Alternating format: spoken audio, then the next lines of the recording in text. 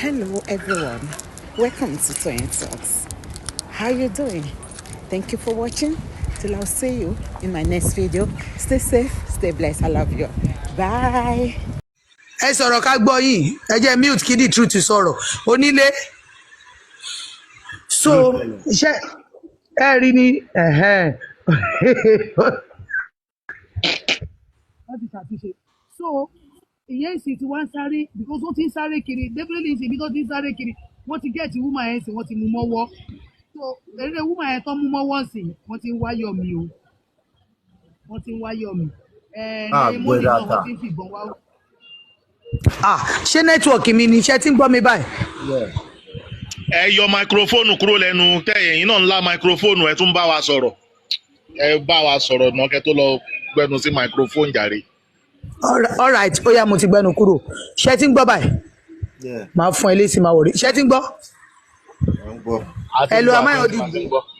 Okay, so wọ́n ní woman yẹn woman yẹn ti lọ bá àwọn aráalé kejì, so nísìn wọ́n ti mú woman yẹn mọ́lẹ̀, wọ́n dẹ̀ ti sọ fún un pé kó lọ wá ọlọ́pàá tó bá ti lọ report ní nearest police station then kọ́ competition fún Wúyọ̀mí. So ẹni tó wá ń bá wọn sọ̀rọ̀ lánàá I think ni I'm not sure o.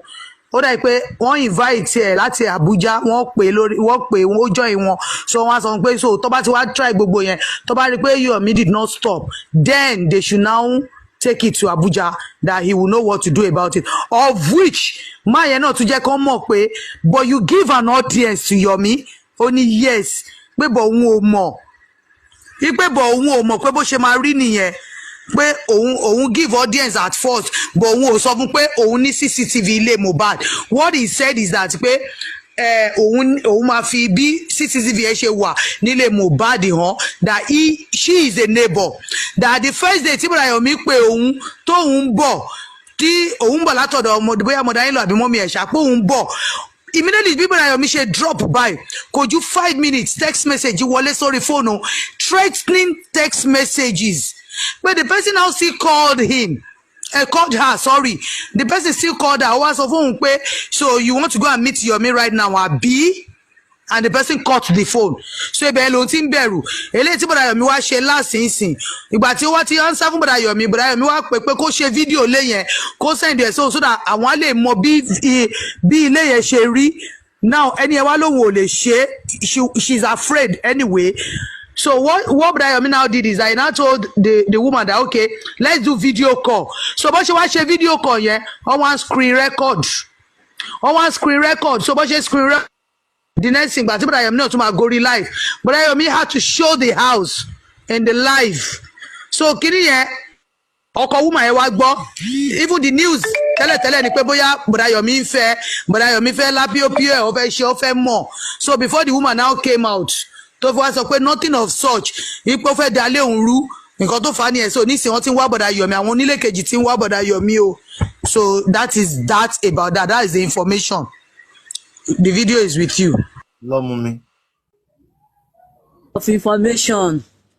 Mr Latisneh jẹ́ ṣe wá bọ́ ṣe máa gbé Mr Yomi wá èmi lè drop nísìnyí tí bíléèdì yẹn fi sọ ó mì pé léèdì yẹn gan ṣe mọ̀ pé ẹni tó ní CCTV camera níta ó mì pé léèdì yẹn ó jẹ́ kó òdòun pàápàá gbogbo nǹkan tó ṣẹlẹ̀ nínú gbogbo street yẹn léèdì yẹn máa ní tó bá jẹ́ labour Mohbad ni ó máa rí tó ṣẹlẹ̀ níta. Látẹ̀mí bá sọ̀rọ̀ lánàá mi ò tiẹ̀ mọ̀ nọ́mbà madam. ẹ bá wá Mr Yomi. Mo ti sọ nọ́mbà ẹ̀nù lánàá wọ́n ti pè. ẹ wo ẹ máa wọn tọ́nà sáré lọ bá àwọn tẹ́mì ló sáré lọ bá nítorí máa wọn tẹ́mì sáré lọ bá ẹ ti mọ̀ pé léèdì yẹn nìkan wọn á fẹ́ máa gba lọ́ọ̀yà fún. Kò ní fẹ́ dá yín lóhùn mọ́, ẹ mọ rísì tí òfin ní dá yín lóhùn Yomi níbẹ̀. Ó jẹ́ kí lọ́ọ̀yà bàbá lè fi kọ́ petition ẹ̀. TB Kenny ẹ dúró, rísì tí òfin ní dá yín lóhùn ni pé lẹ́sẹ̀kẹsẹ̀ lánàá ẹ̀ náà ti wá miss àti get woman yẹn, so wọ́n ti mú mọ́ra. So woman yẹn wá sọ pé òun ò mọ̀ pé àwọn kan wà justice, àwọn kan ti CY, ó wà nù fídíò tí mo send sí. Ó náà wọ́n mọ̀ pé àwọn kan ti CY, àwọn kan ti justice. So for that reason yẹn òun náà ti ń wà skeptical. Hello. Okay, Mama T, ó mì ní pé there is something táwa náà lè ṣe lẹ́yìn yẹn kó tó lọ bá àwọn Yomi àwọn Wùnmí kó tó máa jáyà ó ní CCTV tó wà níta yẹn lọ́wọ́ ó jẹ́ ká Mr Yomi ó nílé ẹjọ́ bá pé Mr Yomi wá èmi lè drop káwa náà mọ ohun tá a máa ṣe nǹkan tá a ṣe ní public lawyer títí wà nìyẹn. the whole estate. Bẹ́ẹ̀ni lady yẹn nìkan that particular lady they have to hold her responsible so ó ní ohun tó ṣẹlẹ̀ níta òkú Mohbad wà lọ́rùn lady yẹn náà. ẹ rí pé bọ́n yẹn sọ̀rọ̀. estate yẹn ó yẹ kí wọ́n lè kọ lẹ́tà sí wọn kún lọ́ọ̀yà bàbá lè kọ lẹ́tà sí wọn since téèyàn kan ti ní kí ló lè ṣẹlẹ̀ àwọn tó ní estate ó yẹ kán lè ní sample kíní yẹn ń bẹ̀ tí wọ́n bá investigate ní estate yẹn dáadáa máa get gbogbo nǹkan tá à ń wá kiri.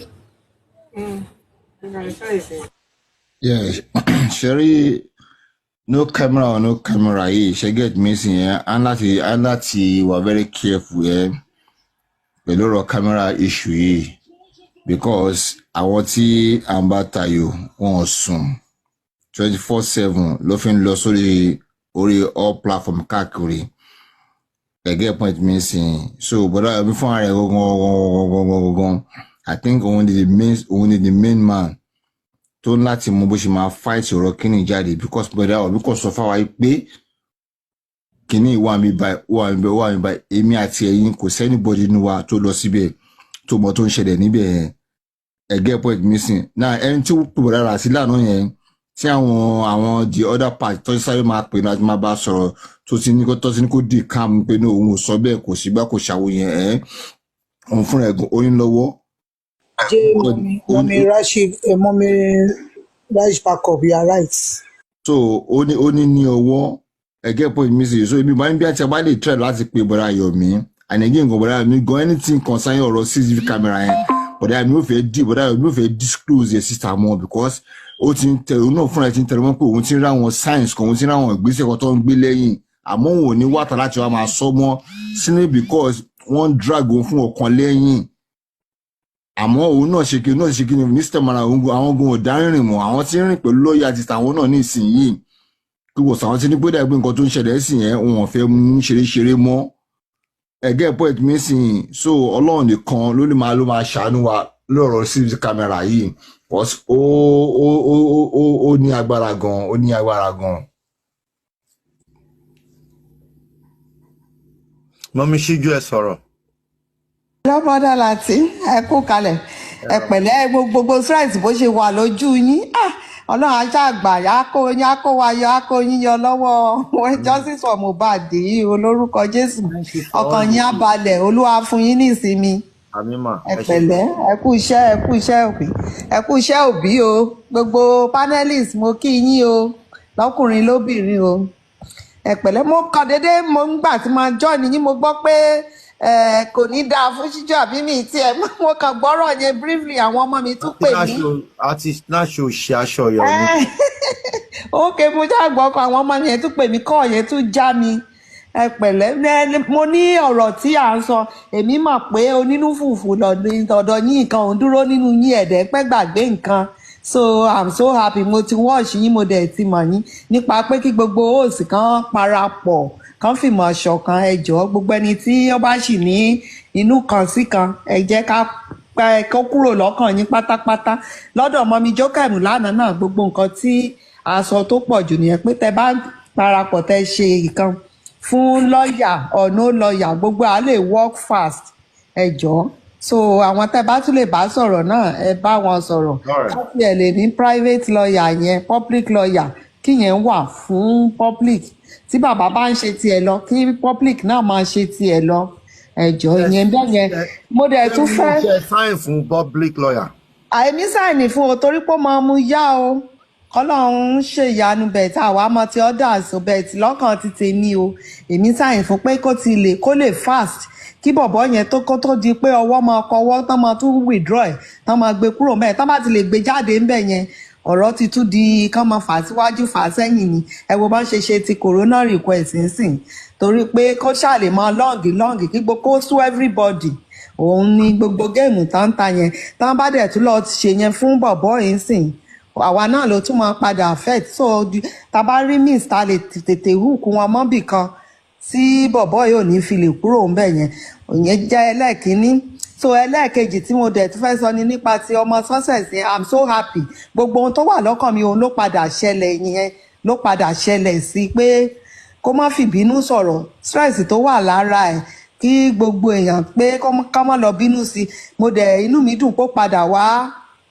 apologize mo dẹ̀ rí gbogbo nǹkan táwọn èèyàn tún padà ṣe fún pé tó bá tiẹ̀ padà lọ Nàìjíríà náà nǹkan kan ló máa fi leave fún bẹ́ẹ̀ ó dẹ̀ lè fẹ́ gbìyànjú láti rí i pé kóun tiẹ̀ track bóyá òun máa lè stay ó lè má work at the end of the day èèyàn máa ń gbìyànjú nǹkan ni bẹ́ẹ̀ tí ò bá work náà kò sí nǹkan téèyàn lè ṣe ju gbogbo ẹ̀ lọ ni pé inú mi sóòdù kó tó kúrò lórí panel yín ọ̀dọ̀ yín bíbá pé gbogbo nǹkan tó ó wà lọ́kàn mi yẹn ó padà ṣẹlẹ̀ sí I'm so happy about that gbogbo àwọn tó ń dẹ̀ ṣèrànlọ́wọ́ lọ́tún lósì Ọlọ́run á bùkún àpò wọn so èmi náà máa fẹ́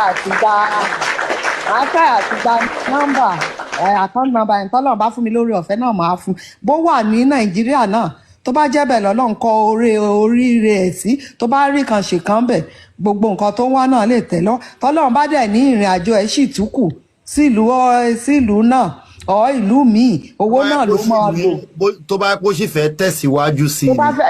tó bá kó sì fẹ́ tẹ̀síwájú sí i ọmọ owó náà ó sì máa nídìí owó so kò sí nǹkan tá a ṣe fún tí ó sì bọ́ sí regret gbogbo àpò tọ́lọ́run ti fi ṣe olùrànlọ́wọ́ fún yẹn Ọlọ́run á dá padà nílọ́po ẹ má bínú sí i tí èèyàn bá ti wà nínú ìṣòro oríṣiríṣi nǹkan ló lè jábọ́ lẹ́nu tó lè ṣẹlẹ̀ but I'm so happy pé everybody náà padà yọ́nú sí Ọlọ́run ò ní já rí ìṣòro àní rí dààmú so lórí ti justice of Mohbad yẹn ti lọ́ọ̀yà yẹn káwá bá ṣe máa tètè gbégbèsè fún kí everybody àwọn òsì wọ̀nyẹn náà kó mọ̀ síjà láàrin wa tá a bá gbọ́rọ̀ lágbájá kì í ṣe dandan ni pé ká sọ fọ́lọ́rọ̀ tí ó bá jẹ́ pé nǹkan tọ́lọ́rọ̀ máa gbọ́ tó máa bínú a lè tá a fẹ́ sọ pé bó ṣe ń dùn wá tá a ṣe fẹ́ sọ fọ́lọ́rọ̀ á dùn ọlọ́rọ̀ á dùn àwa ẹni tó bá tún gbọ́ á dùn gbogbo kinní yẹn kàn ó máa fẹ̀ sí ni so kò ń jẹ́ kéèyàn lè tẹ̀síwájú so nǹkan tí mo fẹ́ rí sọ léèní nìyẹn. ẹ ṣe gan ni mà mọ́mí ṣíjú God bless you mà ẹ pẹ́ fún wa mà agbára Ọlọ́run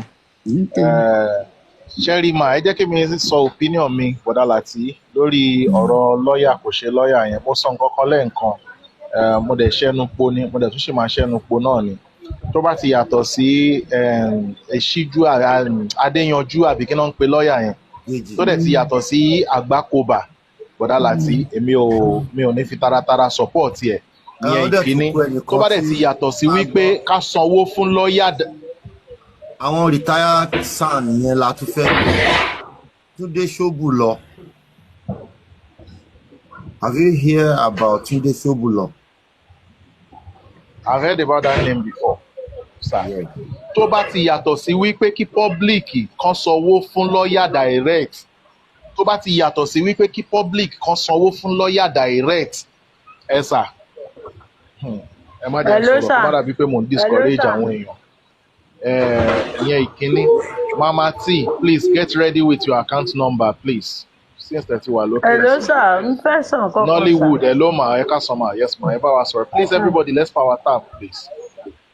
Ẹ ká sàn Ọlọ́run á máa fún yín ṣe o ní ṣe ìtayé máa fi máa sọ̀rọ̀ yín níbi o àbí tó máa dá yín lẹ́bi o tí ọmọ success I was there èmi gan mo dáwó but I don't need to talk mo rí pé ẹ wà nípò ẹni tó máa ń ṣàánú ẹni tó bá dẹ̀ ti ń ṣàánú ó ti di dandan kí òun náà rí àánú gbà so lady yẹn ẹ má bínú sí i ẹ̀rí téèyàn bá ní problem kódà tán bá ba wíńgbà yẹn ẹ kàn ń ṣera ẹni ó kò máa fi tara problem yẹn ló kọ́kọ́ bá Nollywood ẹ má bínú mà Nollywood ẹ má bínú mà ọ̀rọ̀ tá a ti sọ láti nǹkan bíi 1 hour 2 hours ago láti kúrò lórí ẹ tún dá wa padà sí àti complete lórí ọ̀rọ̀ yẹn mà.